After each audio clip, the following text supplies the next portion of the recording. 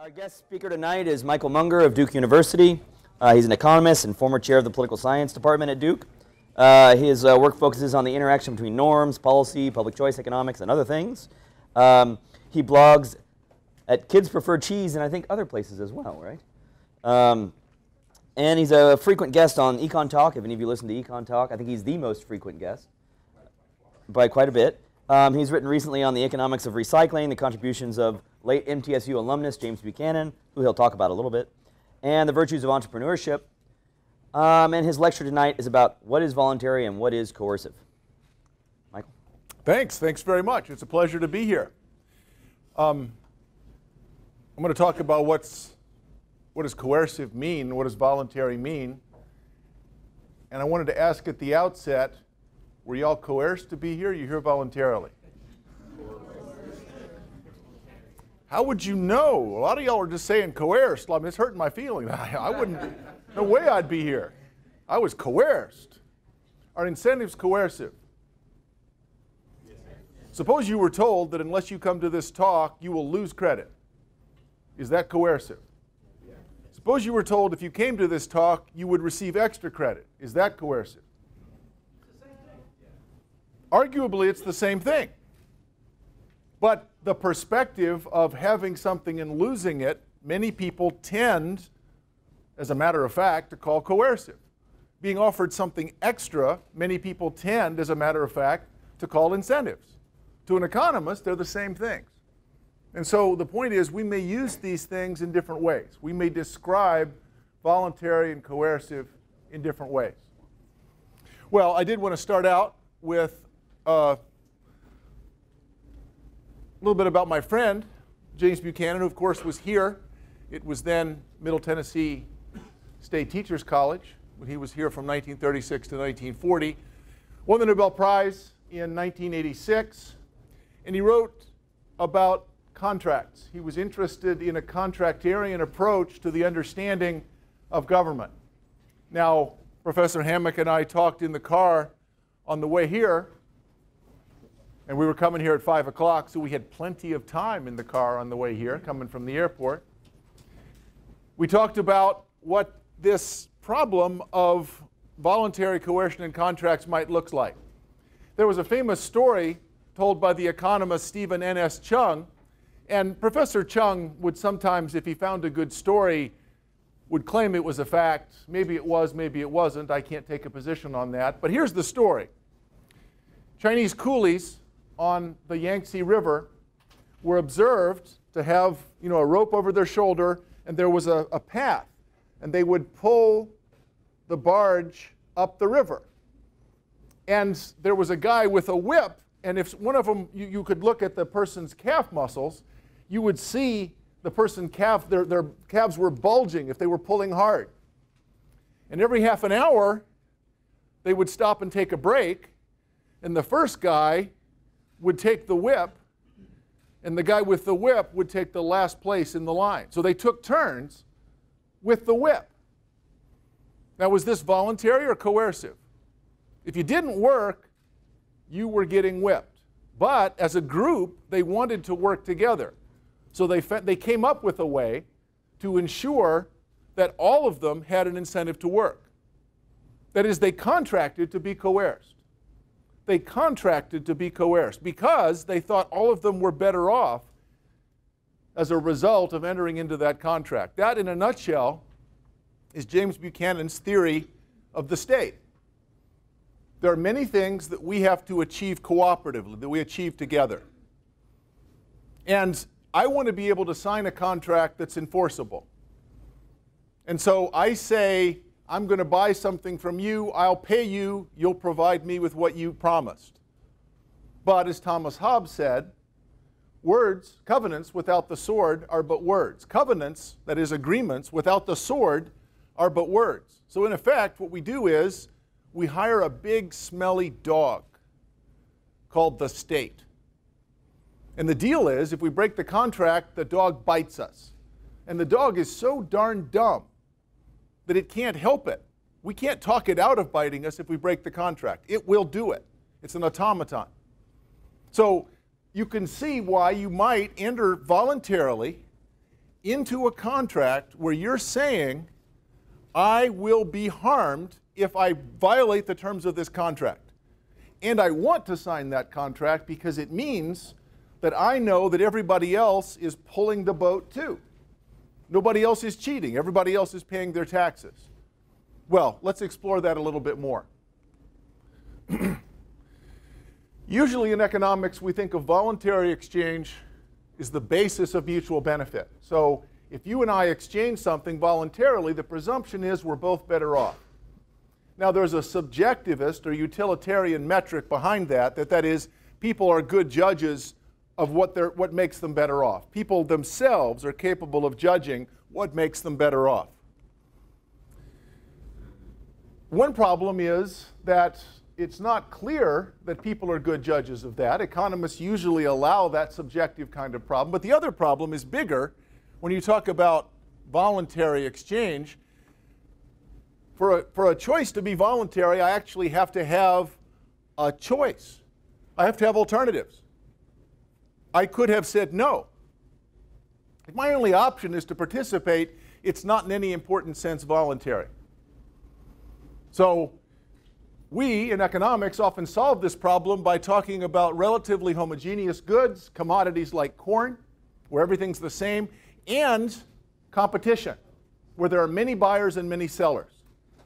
If there's competition with many buyers and many sellers, and commodities are all the same, I don't care who I buy from. I have alternatives. Most of the times when philosophers talk about the problem of voluntarism, they use very different kinds of examples. And those are the sort of thing we're going to talk about tonight. Not competitive markets, but situations where there may be a lack of alternatives. Voluntary and coercive seem like antonyms. That is, words with opposite meanings. Are they? Is there really that clean a difference? So, is coercion always involuntary? Is something that's coercive always involuntary? I've already tried to give you an example of a situation where it's not. Now, if I enter freely and voluntarily into a contract where I agree to be coerced if I violate the term of the contract, that's actually voluntary. And in fact, James Buchanan argued that that was the essence of liberty. The very essence of liberty was my ability to be able to enter into binding contracts. The essence of liberty is my ability to enter into binding contracts. And a binding contract is one where with a very high probability I will be punished if I violate the terms of the contract. If I can do that at low transactions cost, there's all sorts of transactions in which I can engage. And the more voluntary transactions that take place, the greater the improvement in the welfare of the people in the society. So that's the argument for voluntary exchange is, if we can contract, more people are made better off because more of these voluntary transactions take place. So, I want to propose an example of the gun and the purse. Suppose I have a gun. I don't want to be gender specific, but I'll call on a woman. You have a purse. If I said you had a purse, I don't know what's going to happen. So you have a purse. And you do, in fact, have one. Well, after a few minutes, I have a gun and a purse. Did she make a voluntary choice? I said, you got to give me that purse or I'm going to shoot you. Well, she thought, okay, I can give him the purse and he won't shoot me, or at least the probability of being shot is less. It was a voluntary choice, given the conditions in which we found ourselves. But it seems coercive, because there was a threat of force. Was it unjust? Well, remember, I said I had a gun and she had a purse. Suppose I'm a cop and she's a thief. If that were true, it would not be unjust, and in fact, it would be a restoration of justice, because I would take the purse and give it back to its rightful owner. What that means is we have this prior agreement. When we talk about voluntary exchange, we have a prior agreement that has to do with the distribution of wealth and power. And it itself might be just or unjust. But one of the things that James Buchanan always said,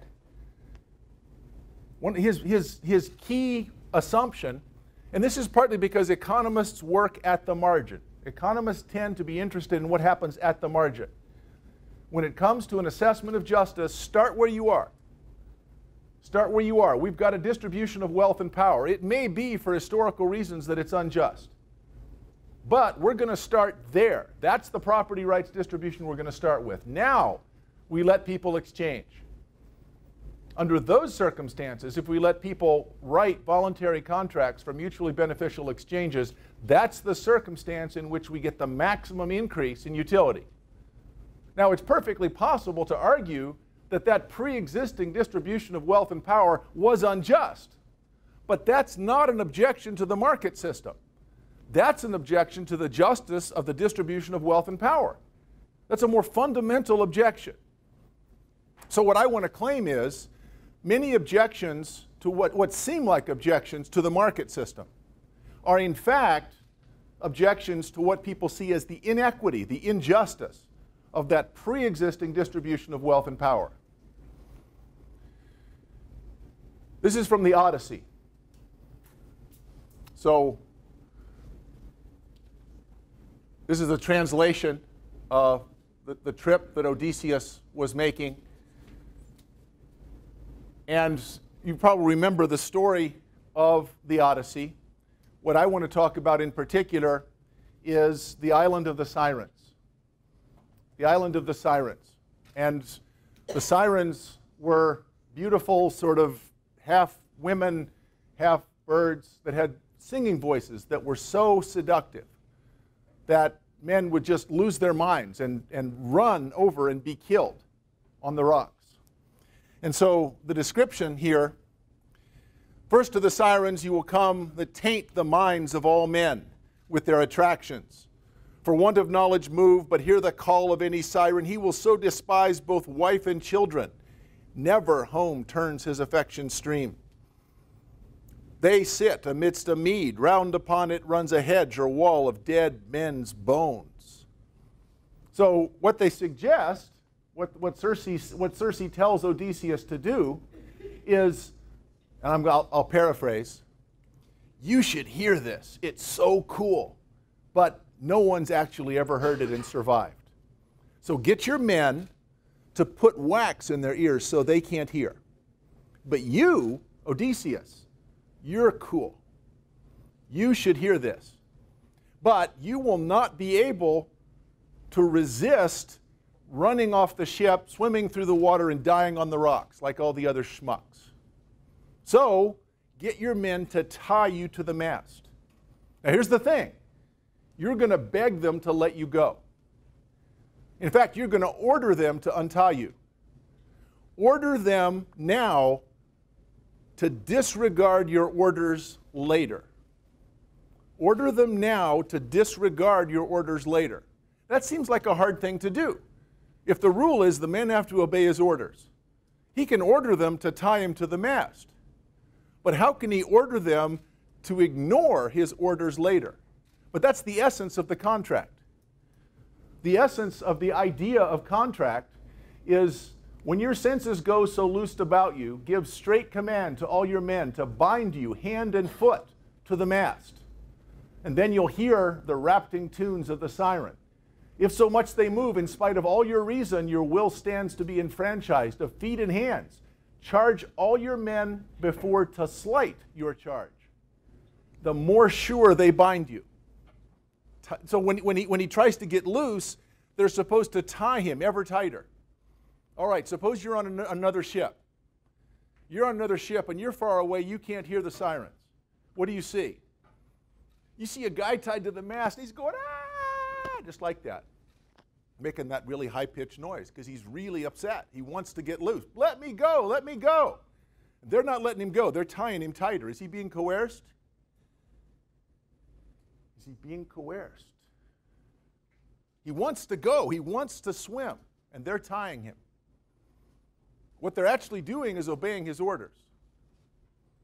He voluntarily entered into a contract that literally binds him to the mast. So famously, this picture, and you see him here tied to the mast.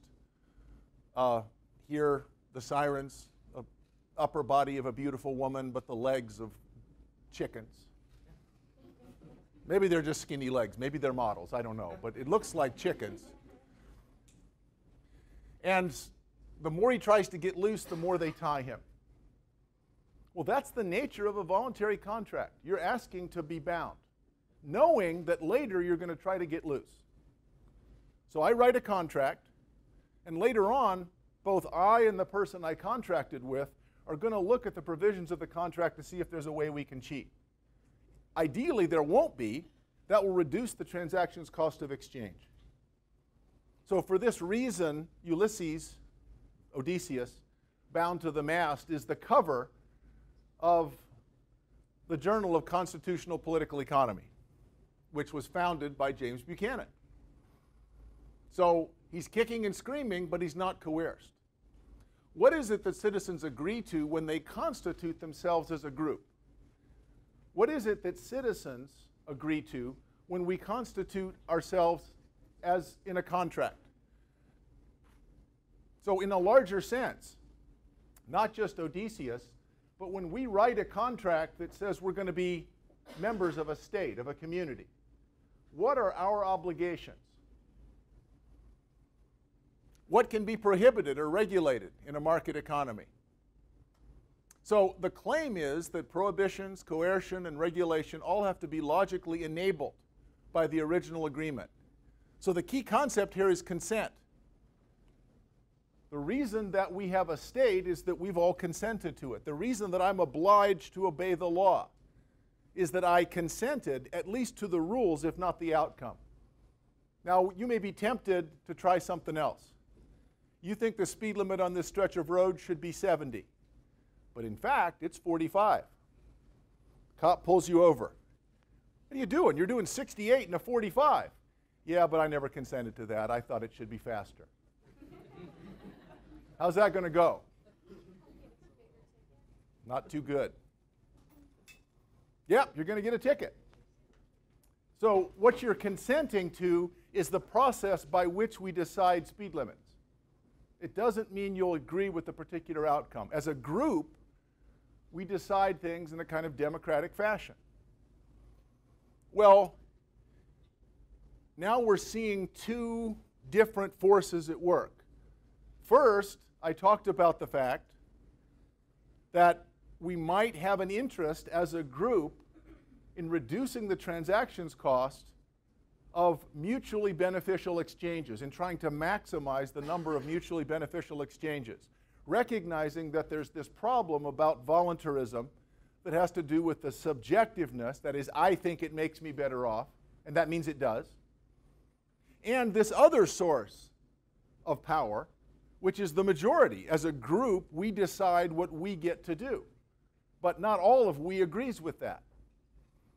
So the problem that we face is how to think about transactions in that context. So let me show a little movie. Let me preface this by saying, when I made this, I weighed 40 pounds more than I do now. One of the commenters said that I look like Patrick from SpongeBob. You know, the really fat starfish. So I thought that was very hurtful. But you'll see that it's actually quite correct. Shouldn't majorities decide everything?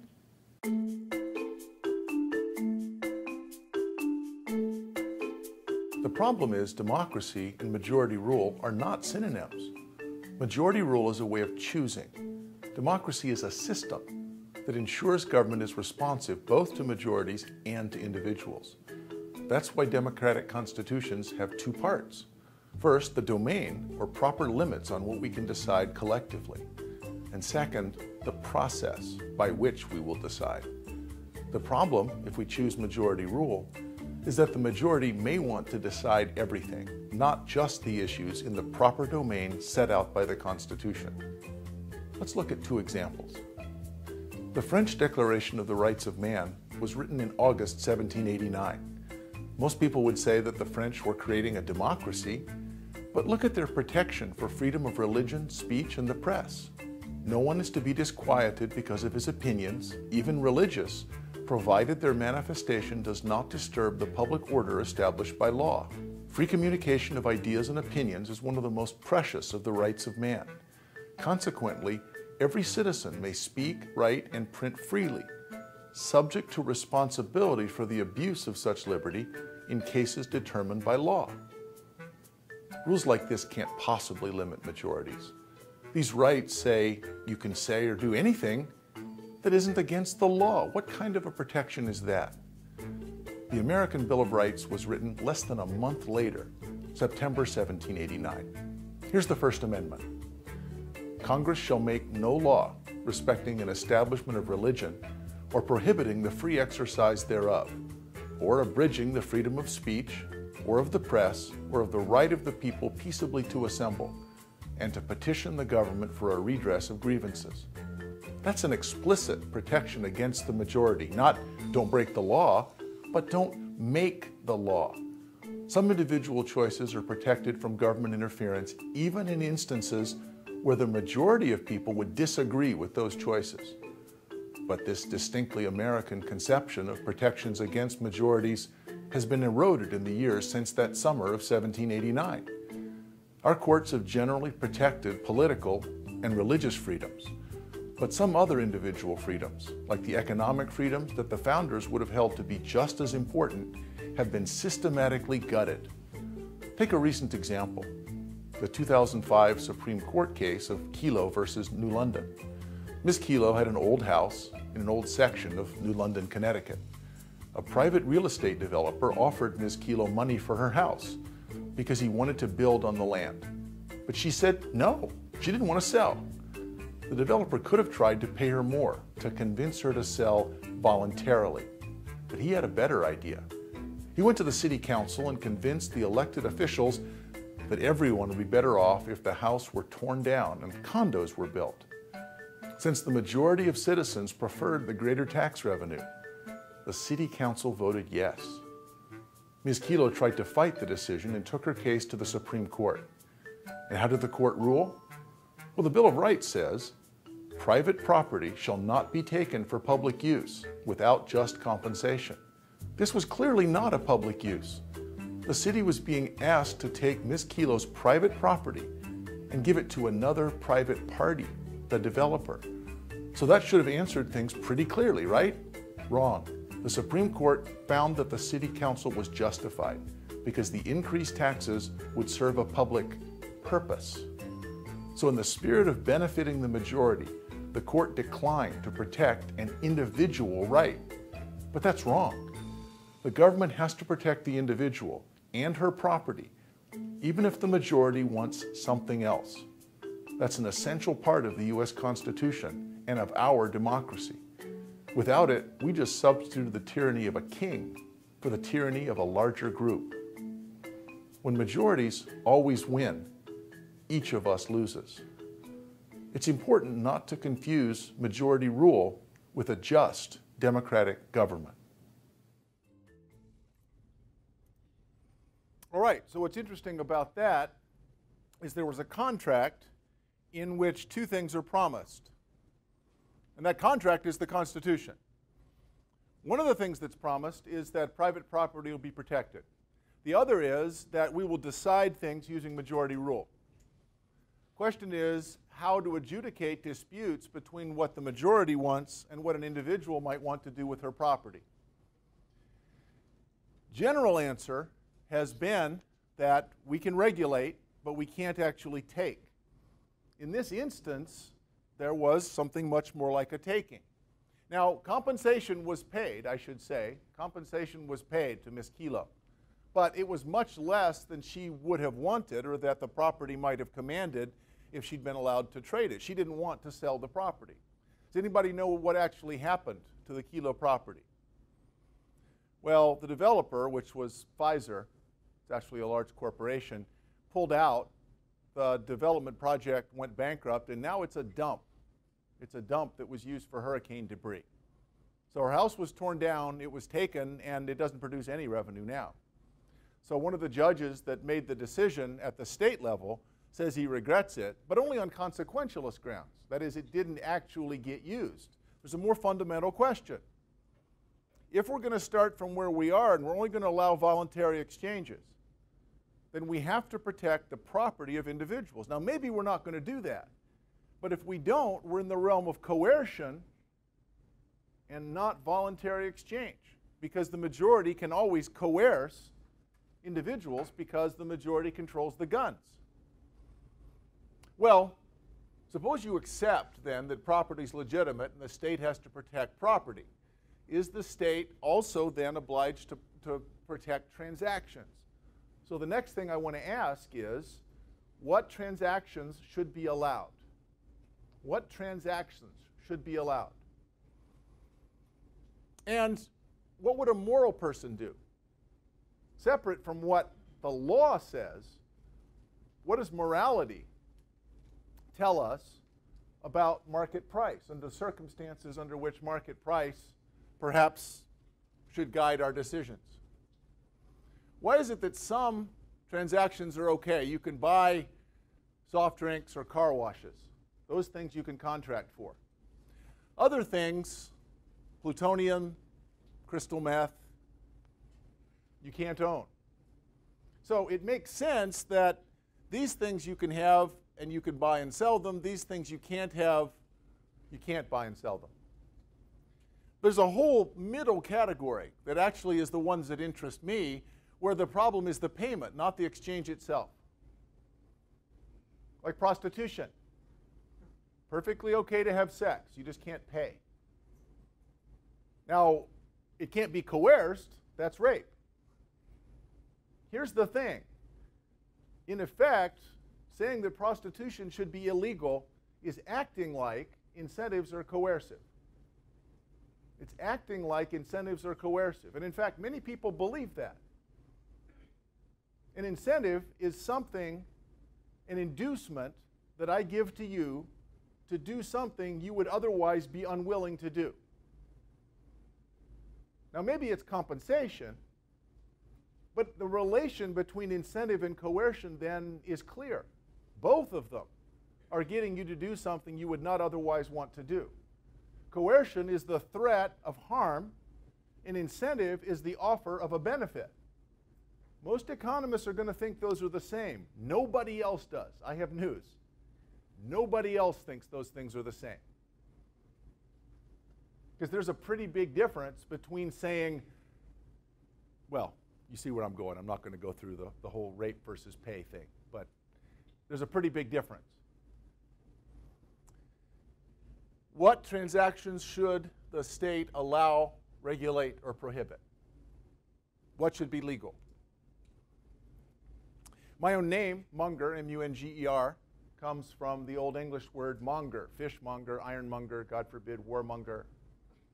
But that comes from a Saxon word, mancgere, M-A-N-C-G-E-R-E. And this is actually a thing that was written in the 11th century. So about 1050. And in a way, this is from a psalter in 1050 AD, almost 1,000 years ago. And in a way, it's like the Canterbury Tales. The people in this story don't have names. They're characters. So the mancgere is the merchant. The merchant. And here's the mancgere. And it's hard for me not to read this in a Monty Python voice. I'll do my best. I say, I am useful to the king and to the alderman and to the rich and to all people. I ascend my ship with my merchandise and I sail over the sea-like places. And I sell my things and I buy dear things which are not produced in this land. I bring them to you here with great danger over the sea. I died 3 times, but I got better. Sometimes I suffer shipwreck with the loss of all things, scarcely escaping myself. And the interlocutor says, what things do you bring to us? And he goes through a list of mostly luxuries. Will you sell your things here as you brought them here? This is what is interesting. Now, he's just a trader. He doesn't improve or change these things in any way. In fact, what he's trying to do is make sure he brings them in just the same condition that he bought them, with one difference. Their location is much closer. I can buy them now, whereas before I'd have had to go on my own ship and die 3 times and get better. It would have been much harder. So he says, I will not, because then what would my labor benefit me? I will sell them dearer here than I bought them there, that I may get some profit. Profit, then, is a sign that he is providing a benefit to someone else in a voluntary exchange. And in fact, the more profit he makes, the more people he's making better off. The more profit he makes, the more transactions he engages in, the more he's improving the welfare of the people he exchanges with. This is an extremely modern view. And in fact, I think it's fair to say that the Munger is, in the Psalter at least, is a figure of ridicule. So for him asserting his right to profit like this is something people would say, I'm not so sure that's right. We basically have the same view of Walmart today. The fact that people make profits raises questions in our mind about whether they're exploiting others. But it's certainly possible to think, suppose I engage in a bunch of mutually beneficial exchanges. That means that each time I benefit. If my benefit takes the form of profit and I engage in many of them, a large amount of profit could be, I'm not saying it is, but it could be an indication that I've made a lot of people better off. So I came up with the word. I became interested in the concept of whether something is truly voluntary. And this is something economists tend not to think much about, but that philosophers are very interested in. So I took the Greek prefix EU, meaning well, truly, or pleasing, combined it with the Latin word, comes from voluntas, meaning will. Now some people say this is a monster word because I'm combining Latin and Greek. If you're worried about that, you need to go to Walmart and get a life. It's a fine word. So, voluntary exchanges should never be interfered with by the state. Truly voluntary exchanges should never be interfered with by the state. That would be unjustified coercion and would be outside the social contract. Exchanges that are not voluntary might, under some circumstances, be subject to regulation. Let's look at some examples. And what I mean by voluntary has 6 parts. And the first 5 are what most economists would use to describe voluntary transactions. That is, we both understand what ownership is. We both understand what it means to transfer ownership, because that's what it takes to define an exchange in the first place. You and I have to own the stuff, and it has to make sense to exchange it so that, that it's possible to transfer ownership or title. Third, and this is a big one, and this is why I say it's just organized question begging. This is a really big assumption. But remember, I'm trying to say everybody would agree this is truly voluntary. The absence of post-exchange regret, which has 2 meanings. One, it has to mean there's no fraud. That is, you tell me you're selling me a car. I go, I pay you the money, I get the car, I try to turn it on, nothing happens, I open the hood, there's no engine. I regret that. And if I can find you, you're going to regret it. So it has to actually be the thing that I think I'm acquiring.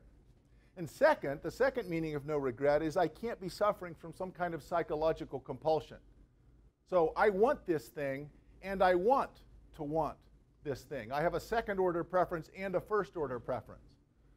So I really like donuts. You can tell probably from looking at me. I think donuts are great. And I'll buy a dozen donuts and eat 8 of them, and I think, why did I eat 8 donuts? I wish I hadn't done that. I regret having eaten those darned 8 donuts.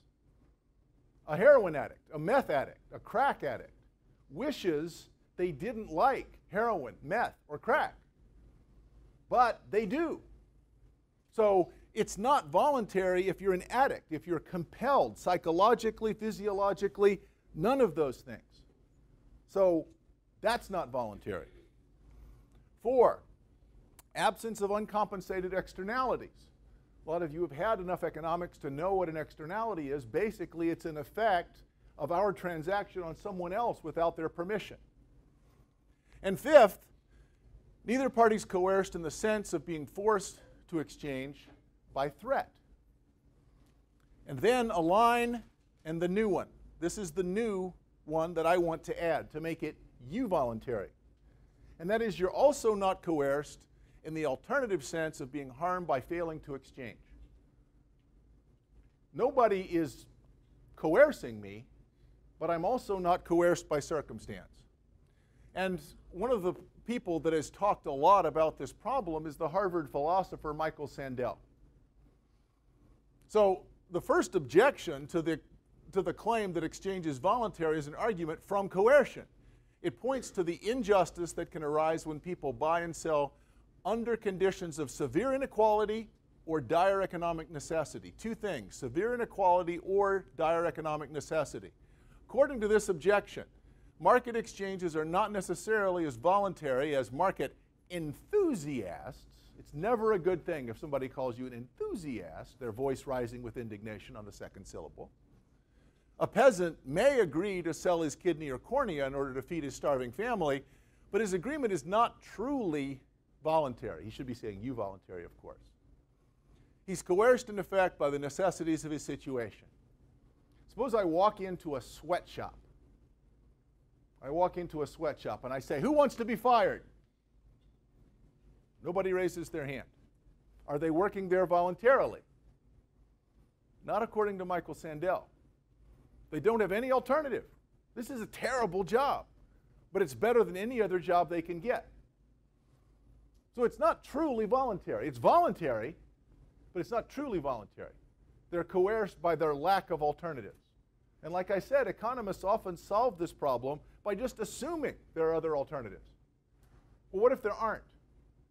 Would we still say that market exchange is justified and should not be interfered with by the state? Let me just emphasize the two conditions. Severe inequality might be a cause of coercion, or dire economic necessity, either of those two things. Suppose I go to a grocery store to buy water. What are grocery stores here? Do you all have Kroger's, Piggly Wiggly's? Kroger. I go into the Kroger, and I'm going along, and I got my lettuce and stuff, and there's a liter of water, and it's $1,000. I say, I'm not going to buy that, and in fact, I laugh. Now, don't I need water? I'll die of thirst without water. There's other places I can get water. I can go to Food Lion and get it for 70 cents. I can go to Whole Foods and get it for $3.50 because that's how much it costs at Whole Foods. But there's other places I can get stuff. So them trying to charge $1,000 is really not a problem. So that exchange is voluntary. The water really is water. It's not poisonous. I don't regret buying it. I don't have a water addiction where I think, oh, I wish I hadn't bought more water. So it's okay. But let's suppose I'm far out in the desert. I got lost. I have quite a bit of cash in my pockets. I'm dying of thirst. I'm rich, but I can't drink my money. And then I hear, at first I think it's an aural mirage because it sounds like a truck. It comes over the hill. I'm saved. It's Tony's taco truck. They have two specials today. One, 3 tacos for $5. They have drinks, $1,000 for a liter, or today's special, $2,500 for 3 liters. I say, Tony, what are you doing? I'm dying here.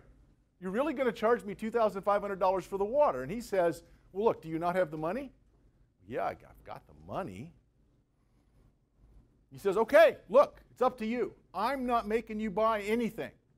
He reaches over and starts to turn on the car. Whoa, Tony, I'll take the special. I'll take the 3 bottles of water, please. Is that exchange voluntary? Well, of course not, because I'll die without it. Well, I can ask for a ride out of there, and he might contract for that. And one of the things that's interesting is you can change the example so that that's what we're negotiating about. That's not what we're negotiating about. The question is, would it be unjust for him to charge me that much for water? And I think most people think yes. That's not right. It's voluntary, though. He's not holding a gun to my head and saying, give me your money. What he's doing is taking advantage of my desperation, of my desperate need for this. So the difference is, the problem is, what economists call the best alternative to a negotiated agreement. The best alternative to a negotiated agreement. If the difference between our alternatives is so enormous that my bargaining power is abject, I think a lot of people feel like it's not right to force me to participate in the exchange. So let me give an example. Hurricane Fran, 1996. You don't actually want to see this. I lived right here, Raleigh, North Carolina. And this was still a Category 3 hurricane. And it came on shore, and people expected it to go through Goldsboro, North Carolina, which is about 50 miles east of Raleigh. Instead, it turned west and went right over Raleigh. I had 35 trees in my backyard. All of them were knocked down. It was like God's own pickup sticks. Trees were down all over the city. You couldn't drive anywhere. All the roads were blocked. Well, some enterprising young men, I'd call them rednecks, but they were probably kin to me, so we'll just call them yahoos. Enterprising young men said, you know what? We can buy us some ice and rent a truck and take it to Raleigh and make a lot of money. Now suppose you were to imagine what might an omniscient, benevolent social planner whisper in the ears of a moral person. Raleigh has been destroyed by a hurricane. Take ice and other supplies to Raleigh if you're a good person. Were these guys good people? Had they been washed in the milk of human kindness or anything else for a long time? No. No, I submit. They were not. They were motivated by greed. Still, they were doing that which a benevolent, omniscient social planner would have told them to do. They bought up a lot of ice, and they took it to Raleigh. Let me ask you this question as we go along. Were they acting morally? Were they acting morally or badly? Who's more moral? The guys who said, we can go to Raleigh and make a ton of money selling ice, or the people who watched TV in Goldsboro, 50 miles away, and said, oh, I feel terrible for those people. It must be awful. Genuine sympathy compared to these other guys who were unwashed, but taking ice to Raleigh. Who was more moral? Well, these young men, have you ever been to Raleigh, North Carolina, the state capital? This is the 5 Points area. This is down by NC State University. They set up shop with their trucks, and they started selling ice. You might ask these modern-day Mank gears, will you sell your ice here as you bought it there? And they're going to do the whole, no, we died 3 times, and we rented trucks, and it was really expensive. They were selling it for $11 a bag. They bought it for $1.50. They were selling it for $11 a bag. And so many people wanted ice that they lined up. There was a line of people waiting to buy ice at $11 a bag. It's always a party until the police come. But the police came. They arrested our Yahoo friends. They impounded the trucks. They took the trucks to the police impound lot. They turned them off, and all the ice melted. Why did they do this? It's because North Carolina has an anti-gouging law, as most states do.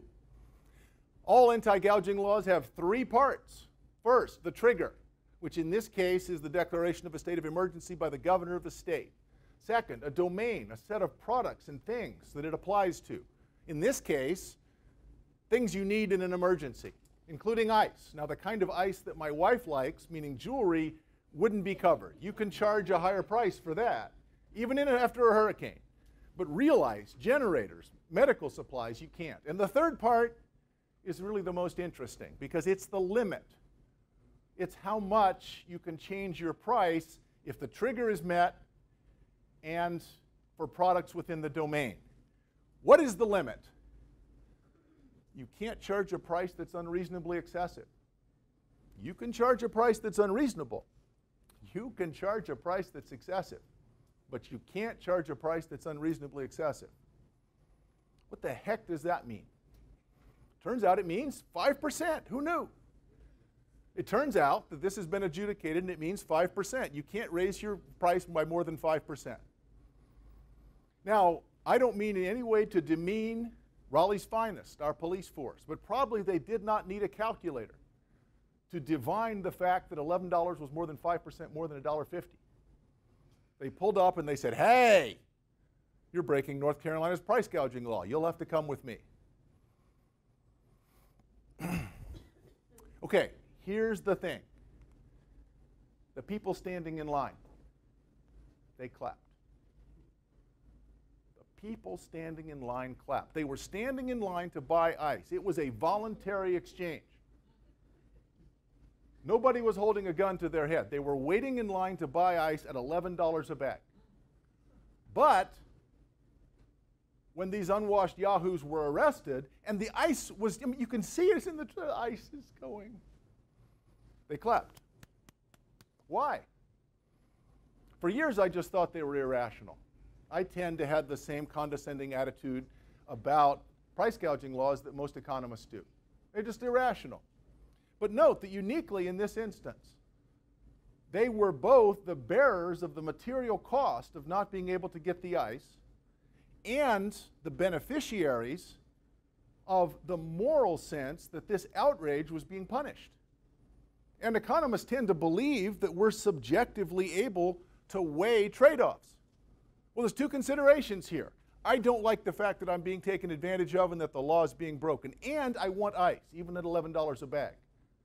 Which was the dominant consideration? For the people standing in line, we know, because they clapped, we know they valued having these guys punished more. Now, I still happen to think that that's a mistake, and we can talk about the reasons why price gouging laws might be a mistake, but it's not obviously irrational. I no longer believe that it's obviously irrational. Still, let me show you a quick video, and then we'll call this good. This was a video made by a philosopher at UC San Diego after he read the article that I wrote about this price gouging incident in North Carolina about the hurricane. And it's way better than anything I did.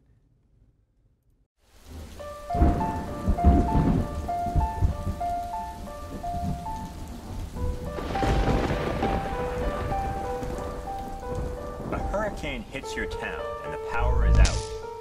Your child is diabetic and you need power to keep her insulin refrigerated. You're desperate. But perhaps you're in luck. I have an electrical generator that I'm willing to sell you, and you have the $800 that generators like mine typically cost. The only problem is, I don't want to sell it to you for $800. I want $1,300. Now, as it turns out, my offer would be illegal in a majority of U.S. states, about 34 of which have statutes that prohibit price gouging, a practice that's usually defined as raising prices on certain kinds of goods to an unfair or excessively high level during an emergency. So there's really no question about what the law would do to me if I made an offer like this to you. But even if the law is clear, the moral status of price gouging is not. Is price gouging always immoral? And whether it is or not, should it be illegal? Let's look at the question of morality first. Is asking $1,300 for the generator morally wrong? Of course, you'd rather buy it from me for $800, but there are 3 reasons why my charging a higher price isn't obviously wrong. First, remember, you don't have to buy it from me for $1,300. If that's more than you think the generator is worth, you're free to walk on by. If you do decide to pay, it's because you believe you're getting more value out of the generator than you do from the $1,300 you gave up for it. In other words, you're coming away from the deal with more than you gave up.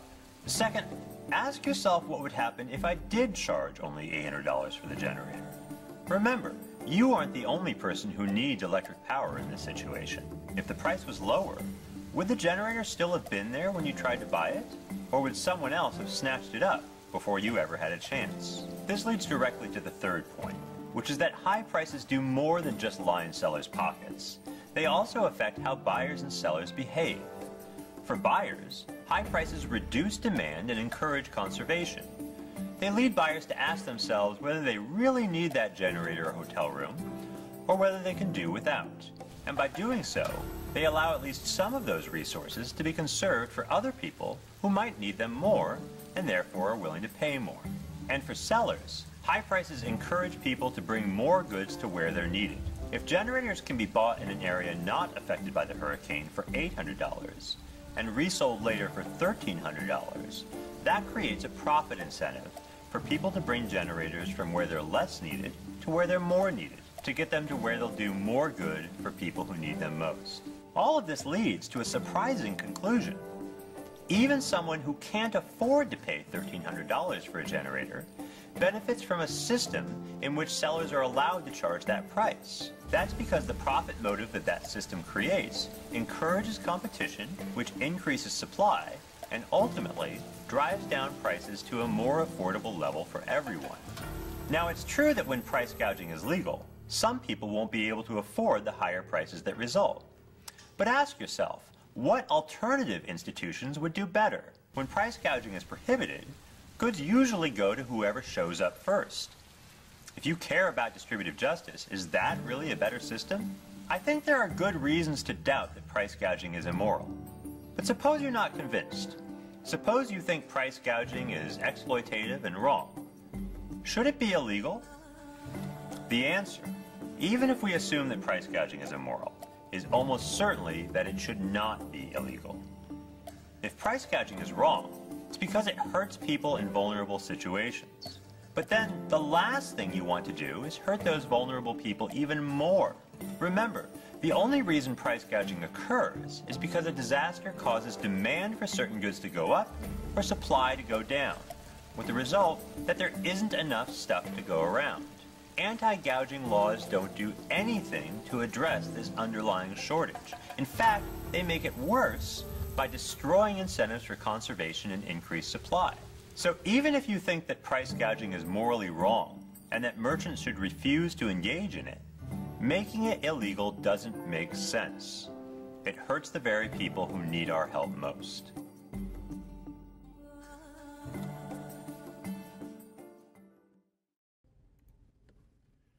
Okay, so we said there's three arguments that we might make against price gouging laws. The first is, how can it possibly harm you to be offered something voluntarily that you can say no to? Well, my answer is that people say it's voluntary, but not you voluntary. They resent that. That's why they pass anti-gouging laws. And he makes two more arguments that are consequentialist arguments that are really quite interesting. At one point in the video, there's three people standing in line. The first one is envisioning a Nintendo controller. He wants the generator so he can play Nintendo. The second one in line is envisioning Facebook. Wants to be able to get online and post about what a hard time he's having in the hurricane. Third person is envisioning a refrigerator so he can keep the insulin for his daughter from going bad so she won't die.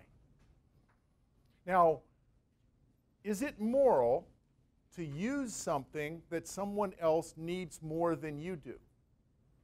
No, in fact, it's probably moral to ensure that I don't use up something if someone else needs it more. So what the price system does is ensure, if the price goes up, that I don't use it for Nintendo. I don't use it for Facebook. The guy who needs it for his daughter for the insulin is the one, it would still be there. The generator is more likely still to be there. Now, but you might say, yeah, but that means that rich people are going to get all the stuff. That's where the third argument comes in. Allowing the price to go up will bring the price down. Allowing the price to go up lets the market supply mechanism bring more of the stuff to us. Price gouging laws work like this. They're illogical. Suppose it's a really hot day and we want to play basketball outside. It's 95 degrees. We want to play some basketball in an outside court. I say, oh, I have an idea. There's a thermometer over there. I have some ice. I pull out the ice, and I put the ice on the bulb of the thermometer. How cold do you guys want it to be? I think 65 would be a good temperature. I hold the ice on the bulb of the thermometer until the temperature comes down to 65 degrees. All right, let's play basketball. Well, it's still hot. changing our measure of the temperature artificially doesn't affect the underlying phenomenon at all. It is the same with price. Trying to manipulate the price, which is trying to respond to this underlying problem of scarcity, does nothing to solve the problem of scarcity. In fact, it makes it worse. Saying that you can't raise the price of generators means that people are going to keep them in the warehouse because they can sell them for the same price next week. But if you let the price go up, there will be truckloads of people bringing generators and other needed supplies to the beleaguered city. So arguments 2 and 3, I think, are not answered by most people's sense that since this is not voluntary, it should be illegal. Because the consequences are so beneficial. The consequences of allowing the price to operate in that way are so beneficial. Nonetheless, I think you can argue that there is an interesting moral argument for regulating price that has to do with the fact that these exchanges are not voluntary. This market is not operating in the way economists often assume. Well, what I've tried to talk about, what I've tried to do tonight is confuse you a bit about what you may have thought you knew about price gouging laws, about voluntary exchange, coercion, and incentive. So if you know less now than you did before, I've done my job. Thanks for listening.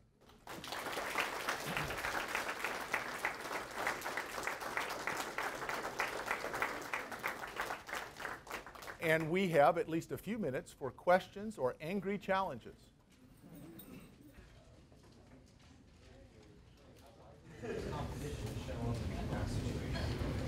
The question is, how likely is competition to show up in that kind of situation? Not very, because men with guns are trying to prevent it. After Hurricane Katrina, the U.S. Army surrounded New Orleans and laid siege to the city of New Orleans. Hundreds of supply trucks tried to make it into New Orleans, but they were stopped because the U.S. Army said, "We can't be sure you won't sell this." In fact, a lot of people tried to take supplies in, but they were prevented because of the price gouging law. Now, in the absence of the price gouging law, there's a lot of people who say, you know, I can make a ton of money. Now, that doesn't mean it would be competitive. It's just better than the situation would be. What's the price of the generator? What's the price of the ice for the people in Raleigh after the truck was impounded? It's infinite. It goes to infinity. It doesn't go back to the price that God gave us, which was the price last week. It goes to infinity. You can't buy ice. So the problem with price gouging laws is there's 3 prices to keep in mind. One is the price last week, which for some reason we think is the price we should always have. The second is whatever the market will bear now, and it gives incentives for people to bring it in. And the third is an infinite price, which is what happens when there's none available. So all we have to do is better than infinity. And there will be enough people coming in if we don't arrest them to bring the price down from infinity. Yes, it'll be bad, but not as bad as we're artificially making it by arresting people who are trying to bring in needed supplies.